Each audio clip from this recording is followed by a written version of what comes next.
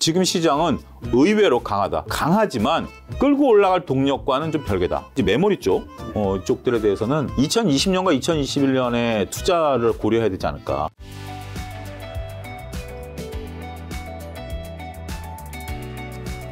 자, 오늘 이제 금요일 장 마감했잖아요. 네. 이 영상 아마 주말쯤 올라갈 건데 코스피는 0.14%, 코스닥은 0.63%, 뭐 조금 하락했는데 현재 2,400 부근 상황 좀 알려주신다면, 소장님. 일단 여러분들이 지금 기본적인 부분들을 이제 그림을 한번 그려보시죠. 우리가 이제 2,200에서 2,500까지 단기간에 올라왔어요. 그게 이제 11월 달 이제 초순서부터 미국의 FOMC가 75bp 금리 인상을 했고, 그다음에 미국의 중간 선거가 의외로 이제 뭐 바이든 대통령이 상원을 장악했죠. 그건 중요한 트리거는 아닌데, 전반적으로 그런 상황에서 우리나라 지수가 2,500까지 원활하게 올라왔어요. 그 원인을 살펴보면 저는 우리 펀드멘탈이 변한 거는 없다라고 보여집니다. 지금 그것을 끌어올린 거, 지수를 끌어올린 건 삼성전자고요.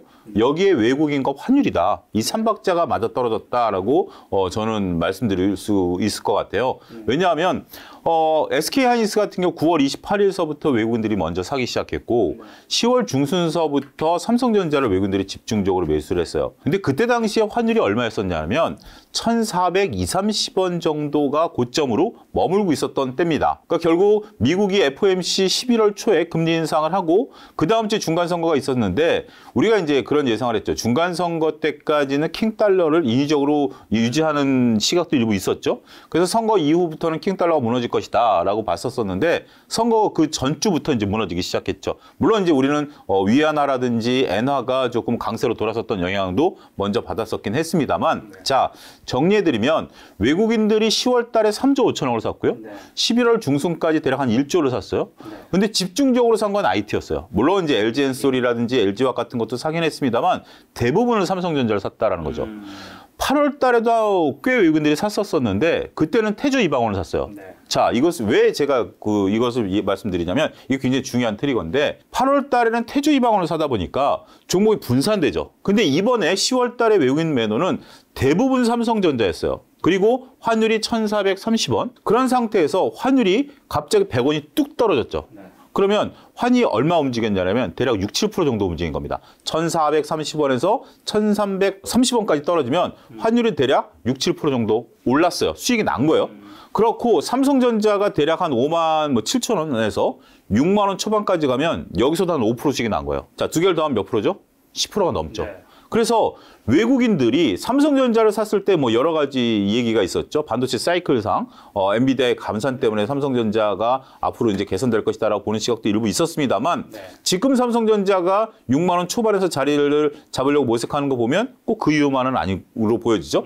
결국 외국인들은 환 플레이를 했다라고 결론을 내릴 수밖에 없다라는 거죠. 이거는 뭐 상황을 놓고 보였을 때 결국 환이 1,400원에서 1,500원 갈 확률보다 바이든 대통령의 중간선거 이후에 1,300원으로 내려올 가능성이 일단 컸었고요. 그런 상태에서 그러면 환 차익을 보려면 여러 종목을 사야 되나요? 삼성전자만 사야 되나요? 삼성전자요? 그렇죠. 삼성전자만 사야 되는 거. 그 이유가 있는 거죠. 만약에 LG엔솔이라든지 다른 종목을 샀었다라면 한국 증시를 좋게 보고 산 거죠. 하지만 환 차익을 노리고 지수 플레이를 했었다라면 환을 환전해가지고 삼성전자를 샀다라는 거, 이게 이제 이 얘기가 충분히 논리적인 해석이 저는 가능하다라고 봅니다. 여기서 이제 그러면 그 이제 횡보가 나타나는 거죠. 우리가 서서히 환율이 떨어질 줄 알았는데 100원이 뚝 떨어졌잖아요. 100원이 뚝 떨어진 상태에서 우리가 1,500원까지 갈 가능성은 별로 안 봤던 거와 마찬가지로 1,200원 이하로 떨어질 가능성이 있을까요?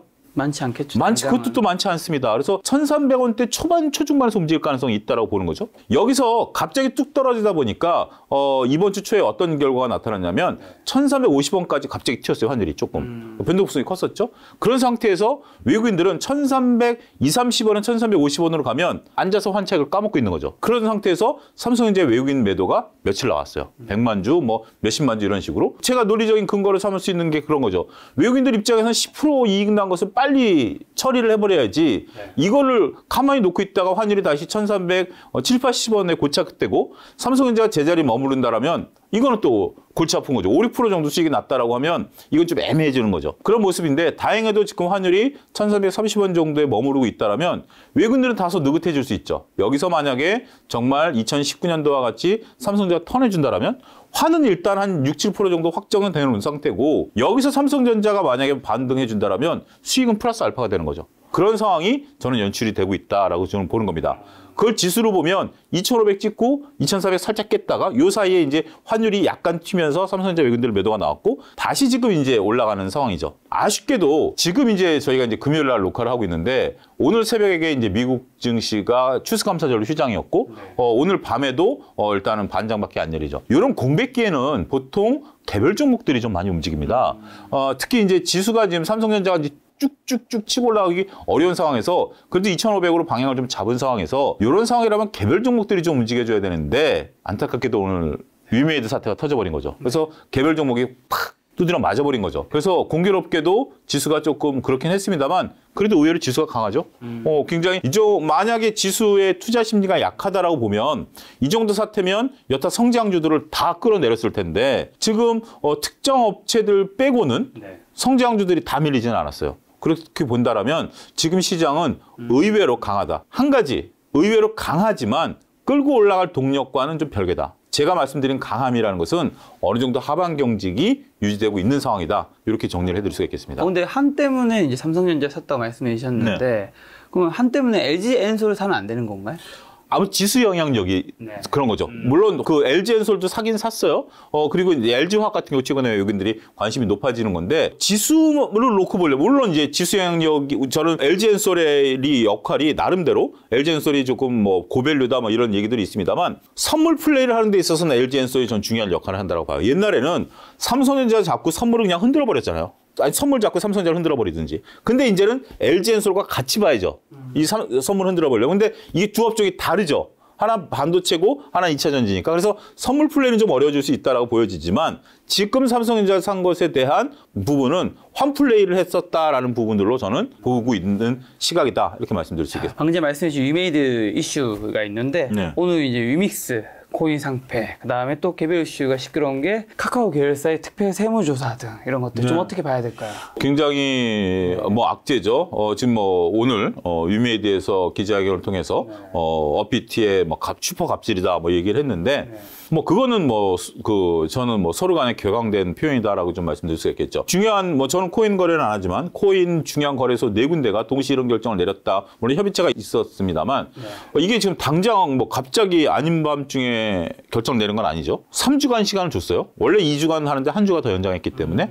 근데 이제 거래소 측 얘기는 몇 가지 불투명성, 그다음에 이제 그 전체적인 발행량이라든지 아니면 정보 공개라든지 이런 것들이 불투명해서 소명 자료를 내라라고 했는데 거래소 쪽 입장에서는 받아본 소련 자료가 좀 이상하다라고 얘기한 거고 그다음에 위믹스 측에서는 충분히 소명했다라는 그런 부분들 그리고 약 3분의 1 이상 더 초과 발행된 부분들은 해소했다라고 얘기를 하고 있는데 서로 간에 말이 엇갈리죠. 어찌됐든 결정권을 갖고 있었던 거래소 측에서는 나름대로 이유가 있기 때문에 결정을 내린 거고 그쪽에 대응을 못한 위믹스 문제가 있다라고 본 거죠. 자, 우리가 이제 작년 이맘때 그 위메이드가 이런 NFT 생태계를 만들어내고 메타버스까지 진출한다라는 부분에 대해서 여러 가지 희망을 많이 내세웠고 그런 생태계라는 건 정말 제가 생각해도 혹했던 거죠. 우리가 이제 P2E라는 개념을 도입을 한 거죠. 게임에 있어서 그전에 이제 과금을 하다가 우리 이제 사행 산업이 안 되기 때문에 이걸 공식적으로 이제 돈을 인출은 못하지만 P2E 개념으로 그 안에 머물면서 다른 게임을 쓴다라든지 아니면 다른 어떤 생태계를 구축한다라면서 상당히 획기적인 아이디어로 봤었는데 그간에 진행되는 상황들을 보면 좀 곰곰이 생각해 볼 것들이 좀 있었죠. 이걸 통해서 영업이익을 잡았다라는 둥, 아니면 더 초과 발행했다라는 둥, 회사가 이 물건을 좀 팔았다라는 둥, 여러 가지 좀 얘기들이 있었습니다만 회사의 소명을 우리는 투자들을 믿었고 나름대로 좀 견뎌왔던 부분들인데 이 부분에 대해서는 지금 이제 코인에 대해서는 지금 온갖 악재들이 다 터지고 있는 것 같아요. 스테이블 코인에 대해서도 그렇고 여기에 대해서는 뭐 여러 가지 얘기들을 따로 하실 수 있을 것으로 보여지긴 합니다만 결국 코인이라는 게 탈중앙화였는데 지금은 역시 이런 결정을 내는 건 누구죠? 중앙이죠. 몇몇 거래소지만 이것도 중앙화된 거잖아요. 이런 부분에 대한 어떤 뭐 약간의 다른 점. 왜냐하면 거래소 아니면 독자적인 거래 시스템을 만들면 되잖아요. 근데 그게 또 안 된다라는 것들에 대한 얘기들. 그다음에 뭐 스테이블 코인에 대해서 얘기하시고 그다음에 앞으로 뭐 디지털 화폐에 대해서 얘기하시지만 각국 중앙은행들이 도입하려고 하는 디지털 화폐는 현재 화폐를 기반으로 한 것이지 굳이 이것을 기반으로 스테이블 코인을 만들어서 유통시키는 부분에 대해서는 저는 조금 뭐 제 개인적으로 이해가 안 가는데와 더 얘기상 뭐 얘기는 거기에 대한 반론은 여러분들이 충분히 제기할 수 있는 부분들이기 때문에 더 끌고 가지는 않겠습니다. 문제는 이제 카카오죠. 카카오 같은 경우 이제 정기 세무조사를 카카오가 받았었어요. 2022년 6월 달에 올해 6월 달에 받았고 오늘 이번엔 특별 조사죠. 국세청이 나서서 특별 조사를 한다라는 것은 이거는 좀 의미가 있죠. 김 작가님도 세금 내시잖아요. 저 세금 신고 매번 하시잖아요. 네네. 저도 이제 세금 신고를 할 때 솔직히 저도 그 조세론 배울 때 대학 때 딱 기억에 남는 건 그거예요. 어떠한 조세 정책도 저항이 생긴다라는 부분들인데 이거는 특별 세무조사는 털어버리겠다라고 나온 거죠. 저도 증권회사 다닐 때 이제 정기 감사를 받아요. 우리 이제 회사 내에 이제 감사 부서가 있으니까. 근데 만약에 일이 터져서 감사 부서가 갑자기 나온다. 그러면 뭔가를 잡아가지 않는 이상 그들이 명분이 없는 거죠. 네. 그러니까 이번에 특별조사는 뭔가 이제 좀 서로 으르렁대는 거죠. 근데 이제 현재 지금 발표된 걸 보면 좀 안타까운 게 분할 상장 과정에서 세금을 축소하려고 하는 노력들을 보이지 않았는가를 찾아본다는 거죠. 그렇기 때문에 지금 이제 분할 상장에 대한 어떤 그 이슈 이건 제 개인적인 내피셜입니다만 만약에 여기서 뭔가를 국세청이 잡아낸다라면 분할 상장과 관련해서 국세청이 들여다봤고 여기서 뭔가 세금을 회피하려는 노력을 보였다라고 한다면 제 개인적으로는 그 다음에 공정거래위원회라든지 아니면 금감원이 나설 가능성도 있는 거죠. 지금 그들은 특히 이제 정상적인 과정 속으로 회사를 상장시킨 거잖아요. 들여다볼 여지가 없는 거죠. 하지만 목적 자체가 회사 발전을 위해서 개별 어떤 사업의 발전을 위해서 상장한 게 아니라 세금 회피 목적이었다라면 또 다른 이제 이러한 감독 기관들이 나설 수 있는 근거가 되는 거죠. 저는 그게 더 무섭습니다. 지금 세금을 더 내고 안 내고에 대한 문제들보다는 나중에 가뜩이나마 지금 카카오 생태계에 대한 어떤 얘기들이 나오는데 좀 어려워요. 물론 이제 이렇게 하실 수 있죠. 커나가는 생태계를 나라가 죽이는 거 아니야? 라고 할 수는 있긴 하겠습니다만 독과점이라든지 아니면 공정거래법이라든지 이런 법사항에서 나름대로 움직여야 되는 부분들은 인정해야 될 것 같아요. 이게 옳으냐 그르냐에 대한 논쟁은 별개고요. 그거는 여러분들마다 보는 시각이 있는 거죠. 커나가는 생태계를 위해서 법을 바꿔야 된다라고 보는 시각도 맞고요. 그다음에 지금 생태계 법을 따라야 된다는 것도 맞고요. 다 맞습니다만 지금 일단 벌어진 상황에서 내계자 관리를 어떻게 해야 되느냐가 더 중요하다고 봐요. 여기서 이념적인 논쟁이라든지 생각 갖고 싸워봤자 내계자가 움직이는 건 아니에요. 네. 그런 부분들을 여러분들이 냉정하게 판단하셔야 되지 않을까 싶습니다. 또 12월에 이제 굉장히 남은 중요한 이슈가 이제 12월 FOMC잖아요. 네. 12월 FOMC 어떻게 또 전망하시고 한국은행에서는 이제 금리 인상했죠. 이제 마지막 했죠. 네, 그거 어떻게 판단하시는지. 일단 지금 이제 그 이번 주에 한국은행이 25bp 금리 인상을 했죠. 원래 이제 빅을 생각하시는 분도 이제 있었죠. 있었죠. 50bp 정도와 25bp가 거의 반반 수준이었다가 지난주에 이제 한국은행 총재께서 어떤 포럼에서 25bp를 말씀하시면서 25bp가 이제 기정사실화됐죠. 이번에 발표한 것들을 보면 몇 가지 얘기를 했어요. 외환과 관련된 부분들 우려되는 바가 있다. 결국 미국과의 금리 격차를 이제 한 거죠. 그리고 이제 여기서 단기 금융 시장이라고 얘기했지만 레고랜드 사태 이후에 어려워진 부분들을 얘기를 했어요. 자, 올해 이제 우리는 기준금리가 3.25입니다. 그리고 현재 지금 미국은 4%죠. 상단이 3.75에서 4.4%니까. 근데 이제 지금 12월 달에는 50bp 하는 것은 기정사실화된 거죠. 이제 내년도에 금리를 조금 덜 올리냐 낮추냐 내년 문제고요. 올해 예상된 터미널 금리는 4.4, 내년 4.6 이 숫자를 외우셔야 돼요. 터미널 금리라는 숫자를 왜 쓰느냐도 모르시는 분들이 좀 계신데 설명을 드리면 우리는 3.25잖아요. 3.25는 당장 이 3.25라는 게 우리가 피부로 느끼는 겁니다. 근데 미국은 3.75에서 4%라는 25bp 밴드를 주죠. 이 주는 이유가 이거는 연방금리예요. 연방금리는 뭐냐면 우리식으로 얘기하면 우리 은행이 한국은행에 돈을 맡길 때 받는 금리예요. 그런 거기 때문에 돈을 많이 맡기면 4%를 주고 돈을 적게 맡기면 3.7을 주는 거예요. 중간에 평균 금리를 가지면 되지 않느냐? 그건 말이 안 되죠. 왜냐하면 돈을 많이 맡길지 적게 맡길지 모르기 때문에. 그래서 터미널 금리라는 걸 씁니다. 그래서 터미널 금리의 올해 목표치는 4.4. 이건 9월 달에 밝힌 거고 내년 4.6이에요. 이게 중간 금리인데 이제 비중이 조금 왔다 갔다 하는 거죠. 어찌 됐든 거기에 따라서 미국은 이제 금리가 결정이 되는 건데 지금 0.75 10%포인트 금리 격차가 벌어졌죠. 근데 여기서 이제 50bp를 올리면 1.25%포인트 금리 격차가 이제 12월 때부터 확 벌어집니다. 자, 이거 여기에 대해서 이제 일부 걱정하시는 분들도 있죠. 금리가 미국이 더 비싼데 그렇죠. 어느 누가 우리나라에 투자하겠느냐라는 거죠. 근데 우리가 과거 사례를 보면 2000년대 초반에 무려 1.5%포인트 금리 격차를 무려 4년을 견뎌낸 적이 있습니다. 그렇기 때문에 그 막대한 자금 유출이 일어날 가능성은 별로 크지 않다. 여기서 우리가 논리적 근거를 댈 수 있는 게 일본이에요. 일본 금리가, 기준금리가 우리가 정확히 저도 지금 갑자기 생각이 나는 1% 미만이거든요. 그러면 외국인 투자자들이 일본에 투자하면 안 되죠. 우리나라라든지 미국에 투자해야 되죠. 근데 지금 일본에 왜 투자하죠? 나름대로 이 채권과 금리 부분에 있어서는 단순 비교할 수 없다라는 부분들을 여러분들이 이해하시면 당장 지금 이제 금리 격차가 벌어지기 때문에 외국인들이 안 들어오는 거 아니야라고 보기보다는 우리나라 경제 성장 속도나 경제 발전, 그 다음에 이제 환율 이런 부분들을 본다라는 점, 이런 점들을 보게 된다라면 조금 너무 이렇게 무섭게 생각하실 필요는 없다 말씀드릴 수 있겠습니다. 자, 또 12월은 뭐 11월도 마찬가지지만 배당주 시즌이죠. 네. 네, 투자 매력도 있다고 보세요. 어떻게 보세요? 작년 이맘때는 제가 배당주에 대한 얘기를 여기서도 말씀을 좀 드렸던 것 같고 많이 얘기를 하고 다녔어요. 배당 같은 경우는 7, 8% 정도 나오면 땡큐 아니냐 이렇게 얘기를 했는데 올해는 뭐 저뿐만이 아니라 대부분 배당주 얘기는 별로 잘 안 하는 것 같아요.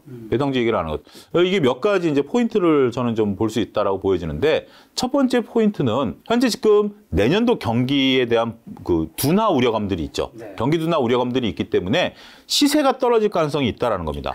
시세가 떨어지는 상태에서 굳이 배당주를 잘못 샀다가는 지금 정도의 원래 배당주 투자는 두 가지 목적이에요. 하나는 배당을 받겠다라는 건 12월 말에 사시는 거고 지금은 그분들한테 내가 넘기려고 시세 차익을 노리는 거거든요. 고배당주에 사람들이 들어올 거기 때문에. 근데 지금 시세 차익을 노리기가 애매해진 거죠. 그렇기 때문에 매력도가 별로 떨어지고 12월 말쯤 되면 그래도 배당을 좀 주는 쪽에 대한 실질적인 어떤 매수세가 유입될 가능성은 배제할 수는 없습니다. 근데 이제 시세 차익이 떨어질 가능성도 이제 봐야죠. 또 한 가지 중요한 배당주에 대한 어떤 중요한 트리거 중에 하나는 작년 이맘때만 하더라도 주식 외에는 별로 그렇게 특별하게 대안이 없었어요. 근데 지금 은행 예금이 5%짜리가 나오다 보니까 그리고 이제 채권 시장 같은 데 보면 증권회사 가서 뭐 지금 구하기는 쉽지는 않지만 3개월물, 6개월물 같은 경우 회사채 7, 8%짜리들이 있거든요. 3개월에 7% 준다? 확정으로? 뭐 그 회사가 망하지 않는 이상 뭐 거의 AAA급이기 때문에 망할 가능성이 별로 그렇게 높진 않죠. 거액자산가들이 그런 쪽에 눈을 돌리시거든요. 그렇기 때문에 배당 매력도 원래 연령들이 좀 되시고 자산이 많으신 분들이 배당주를 투자해야 되는데 나 지금 신경 쓰는 것보다 차라리 회사채를 살래. 증권사에 줄 서 있다고 그러거든요. 그렇기 때문에 지금 배당주 매력이 상대적으로 떨어진다는 거죠. 그래서 지금 배당에 대해서는 좀 어렵고 그나마 지금 업황이 살아있는 2차전지 같은 경우 지금 투자를 너무 활발히 하다 보니까 배당을 줄 수 있는 여력은 제가 볼 땐 그렇게 높지 않은 것 같아요. 우리가 배당과 그 사내 유보에 대한 부분들을 이번에 S-오일의 샤인 프로젝트에서 저는 여러분들 읽어내셔야 된다고 말씀드릴 수가 있겠습니다. 빈살만 왕세자가 와가지고 결국 한 거는 네옴시티에 관한 얘기보다는 샤인 프로젝트 얘기하고 갔잖아요. 샤인 프로젝트가 뭐냐면 마포에 가면 그 S-오일 본사가 있죠. S-오일이 이제 그쪽 건데 S-오일 같은 경우 여러분들 어떤 생각이 드십니까? 정유 회사다라는 생각이 들죠. 그래서 원래 이게 2018년부터 탈정유 회사, 그러니까 이제 정유 부분 말고 석유화학 분야로 가기 위한 노력들을 좀 했었어요. 그거를 이제 매듭지로 오신 거예요. 그래서 지금 이제 내년부터 투자를 해서 본격적으로 2024년부터 이제 그 석유화학 비중을 한 5%대까지 올리겠다라는 겁니다. 결국 이게 그냥 기름 파는 것보다 정제해서 정제 마진이 더 좋은 부분이기 때문에 결국 빈살만 왕세자도 지금 내세우는 것 중에 하나가 탈석유화 아니겠습니까? 그 일환으로 네옴시티를 짓겠다라는 거고 그 일환으로 지금 현재 우리가 지금 많은 석유화학 업체들이 돈을 버는 것처럼 돈을 벌겠다라는 거예요. 거기에 투자한다라는 건데 자, 장하게 설명드렸습니다. S-오일 같은 경우 고배당주죠. S-오일 우리가 딱 배당주 하면 떠오르는 것 중에 5종목 안에 아마 S-오일이 들어갈 겁니다. 근데 지금 그 왕세자 가신 이후에 S-오일이 공식적으로 밝혔고 리포트도 나와 있어요, 여러분들. 밝힌 게 뭐냐면 우리가 이 프로젝트를 위해서 배당 성향을 좀 줄여왔다. 그래도 30%.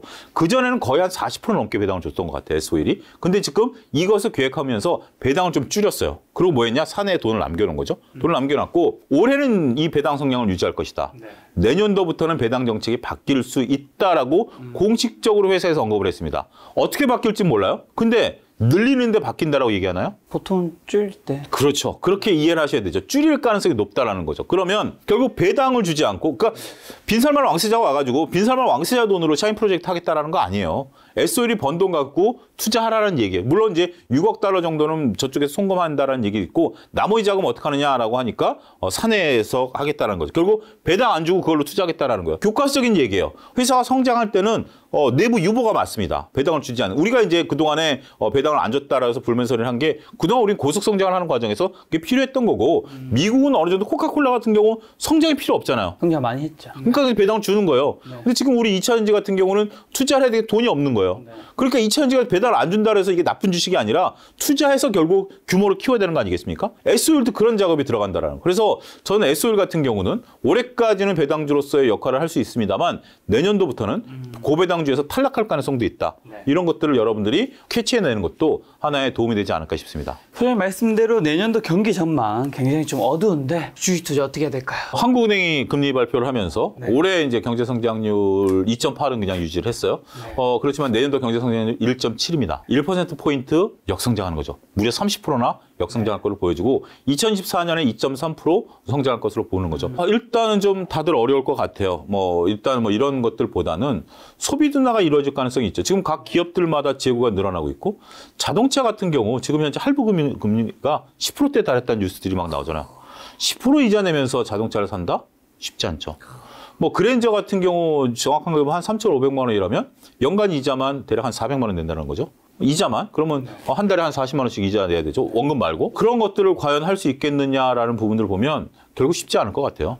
내년도에 미국이 금리를 낮추고 우리도 이제 금리를 안 올린다. 이것은 하나의 호재지만 근본적인 이유는 경기가 나쁘다라는 거 아니겠습니까? 그래서 저는 내년도 투자는 올해보다 더 어려울 수 있다. 제가 빅인사이트라는 책 올해 초에 연합인포맥스에서 냈을 때 이런 비유를 드렸어요. 2020년은 고속도로고 2021년은 국도고 2022년 비포장도로일 거다. 라고 좀 말씀을 드렸던 비유가 있는데 지금 돌이켜보면 그 비유는 적절했던 것 같고 2023년도 여전히 비포장도로를 좀 달릴 것이다. 많은 이제 경제 전문가분들께서는 그래도 하반기쯤 가면 좀 나아지지 않겠는가. 특히 이제 골드만삭스 같은 경우 최근에 분위기를 보면 아시아 쪽을 좀 좋게 보는 것 같아요. 두 가지 리포트가 공교롭게도 시차를 두고 나왔는데 하나는 홍콩에서 골드만삭스 홍콩에서 나온 거가 내년도 한국 증시를 사라라는 뉘앙스에 나왔어요. 5가지 트리거를 됐지만 거기에 대해서는 제가 이제 반박할 것이 많지만 어쨌든 한국 증시 좋게 보는 거고 내년도 11% 성장한다니까 그래봤자 2,800이네요. 어찌됐건. 근데 이제 또 그 뒤에 일주일 뒤에 이제 미국 쪽은 아직 바닥 안 찍었다라는 골드만삭스 리포트가 나왔어요.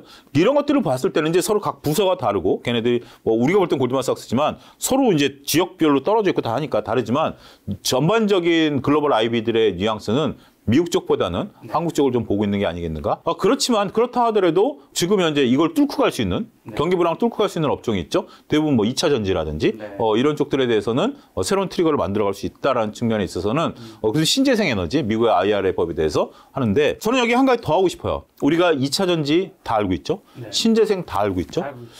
이런 부분들에 대해서 나온 거 하고 저는 이제 신재생 쪽에서 보면 이제 원전 트리거도 있습니다만 원전은 계약해도 지금 당장 짓는 거 아니에요. 최소한 몇 년 걸리는 거니까 일단 그건 논외로 치고 태양광과 풍력 같은 경우 이제 미국이 공장을 막 짓겠다는 거 아니겠습니까? 바이든 대통령이 어떻게 이런 신재생 쪽에 결국 BBB 법안이라든지 IRA 법도 탄소를 줄이겠다는 거기 때문에 그런 건데 저는 이와 관련해서 전선주라든지 송배전 관련주를 보고 싶어요. 주가가 지금 많이 오르긴 했었는데 이게 보면 갑자기 사막에다가 태양광 발전소 짓고 산꼭대기에다 풍력 발전소 짓는 거잖아요. 그 전원 끌어와야 되잖아. 그 짓는 회사만 우리가 보고 있지만 그걸 끌어오는 송배전은 당연히 다 끌어야 되는 거예요. 이거는 풍력이 됐던 태양광이 됐던 화력이 됐던 원자력이 됐던 다 들어갑니다. 어디든지 다 들어가기 때문에 그런 부분들에 대한 아이디어를 여러분들이 자꾸 이렇게 생각하시면 돼요. 자, 태양광을 짓는다? 그러면 그 다음에 어떤 후속 조치가 있겠지? 지금 이제 굴삭기라든지 이렇게 되는 게 이거는 무조건 땅을 파야 되는 거잖아요. 그게 우크라이나 재건이 됐던 네옴시티가 됐던 원전 건설이 됐건 다 들어가는 거고 그런 것들을 보면 그걸 또 어떻게 연결해야 되지? 이런 것들에 대한 생각? 좀 얘기가 빗나간 거지만 나중에 우리가 사물 인터넷이 되고 UAM 같이 하늘에 날아다니는 거 되고 자율주행차가 되고 한다면 이건 통신이 어떻게 연결되지? 이런 것들에 대한 아이디어. 그것도 집중하셔야 되지만 그게 이루어지려면 기반 시설은 어떻게 돼야 되지? 이런 식으로 여러분들이 자꾸 생각에 꼬리를 무신다라면 남들이 발견하지 않는 보석을 발견할 가능성이 커진다. 저는 그렇게 말씀드리고 싶습니다. 자, 그럼 코스피 이제 주요 섹터만 한번 점검을 해보면 이제 반도체 섹터에 있는 삼성전자, SK하이닉스, 저는 좀 지금 현재 증권가에서 나오고 있는 불황인 건 다들 동의하시잖아요. 근데 이제 불황을 벗어나는 데 있어서 엔비디아의 감산이라든지 이런 것들이 어떻게 보면 앞으로 나아갈 개선점이다라는 희망의 트리거를 보시는데 저는 거기에 대해서는 조금 약간 생각이 좀 다릅니다. 우리가 2019년도 비교를 하는데 그때 당시랑 지금 보면 경기 불황이 예측됐던 상태에서 뭐 엔비디아라든지 몇몇 업체들이 이 감사 안에 들어가면서 수혜를 봤다라는 건데 저는 이쪽 IT 업계도 특히 이제 메모리 쪽 이쪽들에 대해서는 2020년과 2021년에 투자를 고려해야 되지 않을까. 그때 재택근무 들어가면서 막대한 투자가 이루어졌죠. 그때 많은 분들이 PC도 바꿨고 각 기업들이 서버를 늘렸고 뭐 이런 상황에서 이게 지금 2년 다시 이게 더 늘어난다라는 것은 그때와 사이클이 좀 다를 수 있다. 이미 어떻게 보면 좀 투자가 많이 된 부분들이기 때문에 이게 다시 돌아올 때까지는 쉽지 않고 더군다나 지금 이제 경기 둔화가 인위적으로 시작된 거잖아요. 경기가 그냥 사이클을 타면서 이루어지는 과정이 아니라 지금 원자 재발 그 상황으로 인해서 경기가 지금 과열된 것처럼 보이잖아요. 과열된 것처럼 보이기 때문에 그걸 꺾어 놓겠다라는 게 연준이고 이거에 대한 시작이다라고 보면 조금 아직 시간이 좀 더 걸릴 수 있다. 단지 이제 지수 관련주의고 앞서 언급드렸던 환플레이가 가능한 부분들에 대한 수급상 논리는 들어올 수는 있기는 하겠습니다만 펀드멘탈 개선되는 부분들은 조금 너무 앞서서 우리가 좀 보지는 말자 이렇게 말씀드릴 수 있겠습니다. 자, LG에너지솔루션, 삼성에스, SK이노베이션이 있는 2차전 섹터는요? 이거는 좀 앞으로도 전망이 보면 밝다라고 보고요. 특히 이제 떠오르는 게 LG화학이죠. LG화학의 첨단 소재 사업부가 현재 지금 시장에 주목을 받기 시작했고요. 자, LG화학의 환골 탈퇴 어디까지 변할지 모르겠습니다. 원래 LG화학 같은 경우 석유화학이었죠. 그러다가 2010년대 말부터는 배터리로 봤죠. 물적 분할 이후에 다시 석유화학으로 봤다가 이제는 이제 소재로 보는 거죠. 첨단 소재 같은 경우 증권가에서 내년도에 LG화학의 영업이익이 한 4조 정도 될 걸로 보는데 첨단 소재 사업부가 한 1조 이상 할 걸로 봐요. 지금 같은 경우 깜짝 놀랐던 게 2분기부터 첨단 소재 사업부의 영업이익이 치고 나오기 시작한 거예요. 특히 3분기 같은 경우는 전체 영업이익의 절반이 이쪽으로 했어요. 매출은 20%인데 전체 매출에서 20%가 첨단 소재인데 영업이익은 전체 영업이익의 절반을 해버렸어요. 3분기 때. 이런 부분들을 보면 앞으로 좋죠. 더구나 이번에 LG화학이 미국에 그 공장을 만들죠. 제가 이제 딱 뭔가 느낌이 온 게 현대차 공장 근처에 안 짓지? 라고 처음에 딱 든 거예요. 그 오하이오주가 아니기 때문에. 그래서 제가 그냥 한번 검색을 해봤어요. 보니까 미국이란 나라가 이제 딱 이렇게 넓은데 오른쪽 동부로 갈수록 약간 좀 줄어들잖아요. 캐나다가 좀 내려오고 이쪽이 좀 마이애미 쪽이 좀 올라가니까 약간 줄어들잖아요. 워싱턴 뉴욕이 있고. 그렇지만 이제 우리가 그 디트로이트 시티라고 불러지는 자동차 벨트는 이쪽 그 5대5 연안 그 호수 연안에 있고요. 그다음에 이제 이 많은 그 미국의 메이저 업체들이 멕시코에다 공장을 지어놨거든요. 딱 중앙이에요. 그러니까 우리식으로 얘기하면 디트로이트가 서울이고 멕시코가 부산이라면 대전에 만든 거예요. 그럼 물류가 쫙 다 되죠. 그러니까 이쪽 서부 쪽에 이제 테슬라 공장도 있고 몇 가지 있지만 중요한 공장들에 있는 것들을 다 이루겠다는 겁니다. 저는 굉장히 위치가 와 이거 딱 너무 멋있다. 이건 제 개인적인 내피셜이지만 위치가 너무 멋있다. 그 부분을 좀 봤고요. 삼성 SDI 같은 경우 최근에 주목받기 시작한 게 언제냐면 에코프로 EM의 그 공장 완성된 다음부터 삼성 SDI가 움직였어요. 삼성 SDI가 그 전에 가장 좀 덜 올랐었던 부분들이 있죠. 배터리 3사 중에. 그렇지만 에코프로 EM이라는 삼성 SDI 전용 공장이 만들어지면서 증권가에서는 그렇게 본 거죠. 야, 이 많은 물량 갖다 삼성 SDI가 어떻게 할 건데? 에코프로 그룹이 갖고 있는 최대 공장이거든요. 이거 어떻게 할 건데? 라는 건데 결국 그 뒤에 발표된 게 미국의 진출 얘기 여러 가지들이 나오고 있죠. 그런 부분들을 보면 지금 배터리 3사 중에 유일하게 미국의 공장이 없기 때문에 이번에 공장 증설에 대한 플러스 알파가 나타날 것이다. SK이노베이션 같은 경우 오늘 주가가 좀 오르긴 했는데 결국 이제 SK이노베이션으로 배터리를 보는 게 아니라 SK온리라고 이제 칭해야 되죠. 지금 회사가 이제 분할됐지만 아직 상장된 건 아니기 때문에 그렇기 때문에 비상장이기 때문에 SK이노베이션이 실적을 땡겨오는 거죠.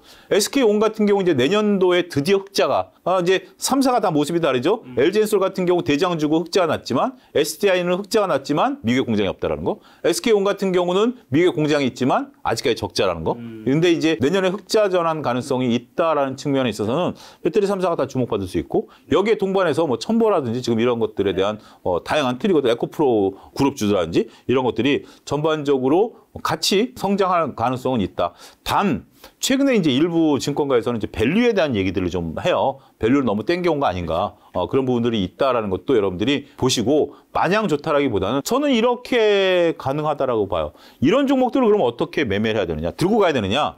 플레이를 해야 되느냐라는 부분에 있어서 내가 미래의 성장성을 본다라면 들고 가시는 게 맞지만 그렇지 않다라면 결국 이건 커져가는 시장 아닙니까? 내년도 매매할 수 있는 업종이 몇 개나 될까요? 별로 그렇게 많지 않아요. 이 업종은 커나가는 시장에서 이걸 가지고 차트를 보고 매매하는 거는 저는 긍정적이다. 결국 펀드멘탈이 살아있고 그 펀드멘탈 다 안다라면 그거를 반영하는 게 차트 아니겠습니까? 우리가 차트에 대한 이론은 모든 것을 다 반영했다라는 합리적 가설이죠. 근데 지금 우리가 모르는 것을 차트를 본다라면 좀 어폐가 있지만 다 아는 종목 같은 거 저는 직접적으로 말씀드리면 2차전지, 그다음에 뭐 테슬라, 네카오 같은 경우는 차트가 모든 걸 말해준다. 왜냐하면 테슬라는 전 세계 사람들이 다 보고 있고 네카오는 우리나라 사람들이 다 보고 있거든요. 그렇다면 차트가 결국 우리들의 심리와 실적을 말해주는 게 아니겠는가. 네. 저는 그렇게 보기 때문에 2차전지는 차트를 가지고 플레이하시는 것도 나쁘지 않다. 자, 말씀하신 그 네카오. 네카오 같은 경우는 뭐 지속적으로 뷰가 변한 건 없습니다. 좀 어려울 것 같고요. 카카오 같은 경우 카카오 게임즈에 대한 오딘 상장 얘기 아직 철회 안 했고요. 네이버 같은 경우 지금 현재 이번에 3분기 실적 나온 거 보니까 좀 생각보다 잘 나온 부분들이 보면 웹툰에서 성장을 했어요.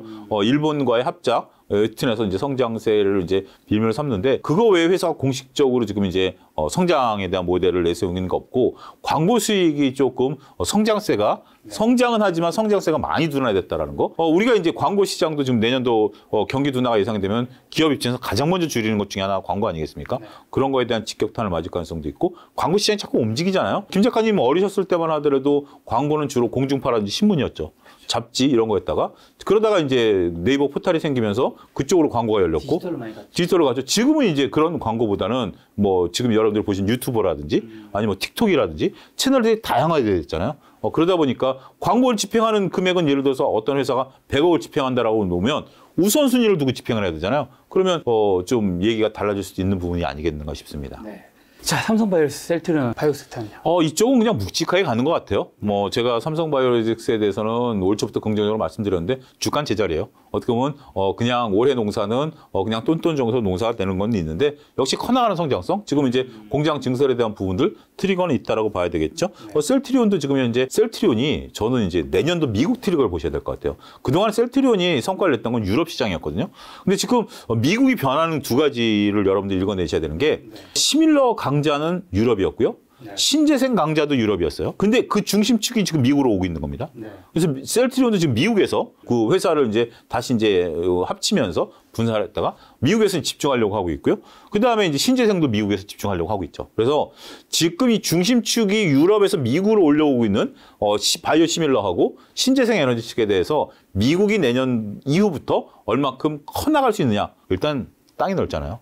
그리고 인구가 많잖아요. 유럽 같은 경우는 이제 러시아라든지 아니면 뭐 경기 둔화, 거기도 상당히 좀 경기 둔화에 대한 우려감들이 있기 때문에 그런 부분들을 보면 이쪽은 미국발 뉴스들에 집중하실 필요가 있지 않을까 말씀드릴 수가 있겠습니다. 자, 현대차, 기아, 자동차.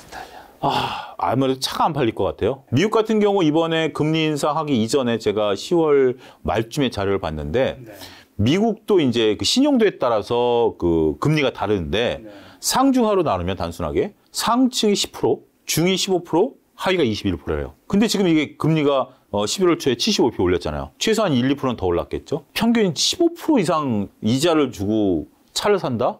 쉽지 않은 것 같아요. 쉽지 않을 것 같아요. 그런 부분들을 여러분들이 본다라면 특히 지금 현대차 같은 경우 이제 환율 효과도 사라졌잖아요. 환율이 1,400원에서 1,300원으로 떨어졌다라면 당장 매출의 7% 날아간 거죠. 그리고 IRA법 이후부터 차량이 조금 덜 팔리고 있다라는 거, 그 팩트 체크를 하셔야 돼요. 특히 여러분들 지금 이제 뭐 유튜브 공중파에 나온 뉴스를 저는 유튜브를 통해서 봤는데 모 방송사에서 우리나라 자동차 대리점을 직접 방문해가지고 지금 예약대기가 걸려놓은 거 있잖아요. 우리 차량 반도 부족 때문에 이게 지금 잘 인도되고 있냐라고 하니까 모 대리점 같은 경우 한 대리점만 무려 30%가 취소가 됐대요. 그러니까 이런 거죠. 지금 이제 김 작가님이 올 초에 차를 사려고 이제 줄 서 있다가 지금 이제 차량 반도체가 들어오면서 이제 연락이 오겠죠. 오래 기다리셨습니다. 뭐 한 2주 후에는 차가 인도될 것 같은데 와서 계약서 이제 원래 예약이라는 건 계약서 안 쓴 거지. 계약서만 쓰고 돈 안 낸 거잖아요. 자 이제 뭐 준비하시죠. 그러면 이제 뭐 할부금융 이제 알아보고 이제 막 여러 가지 했는데 그럼 나 차 인도 안 받겠습니다.라는 소리가 나오는 거죠. 그 취소가 있다라는 거죠. 그래서 저는 자동차 투자하시려면 그걸 보셔야 될 것 같아요. 지금 예약대기가 많다? 이거보다 지금 예약대기 뒤에 누가 또 줄 서고 있느냐. 그걸 체크하시는 게 가장 더 핵심 아닐까요? 지금 예약대기 있는 거 다 알아요. 그거 이제 하고 나면 그 다음에 팔아야 될 물량에 대한 대기가 쌓이고 있느냐 없느냐 이 점을 체크해야 되지 지금 이거 인도되고 난 다음부터는 좀 트리거가 없을 수 있다고 봐야 될 것 같습니다.